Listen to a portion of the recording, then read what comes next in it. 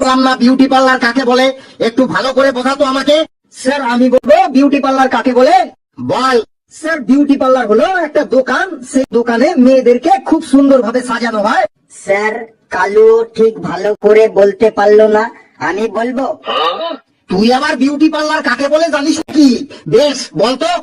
যে গৃহে নারী পুরুষ উভয়ই তাহাদের নিজস্ব সাধারণ রূপ নিয়ে প্রবেশ করে, ওই গৃহের মধ্যে অভিজ্ঞ ব্যক্তিদের তত্ত্বাবধানে নানা রকম কেমিক্যালের দ্বারা তাহাদের আসল রূপ পরিবর্তন করিয়া এক নতুন উজ্জ্বল রূপ নিয়ে সেই গৃহ হইতে বাহির হইয়া আসে, সেই গৃহটিকে বিউটি পার্লার বলে।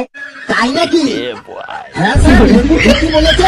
আমি দেখেছি আমাদের পাড়ার রানু, গুচি, টুম্পা বিউটি পার্লারে ঢোকার আগে ওদের একরকম দেখতে ছিল, আর বেরোনোর সময় ওদের রবিনা ট্যান্ডন, রানী মুখার্জি, দীপিকা পাডুকোনের মতো লাগছিল। এই কালু একবার বিউটি পার্লারে গেছিল।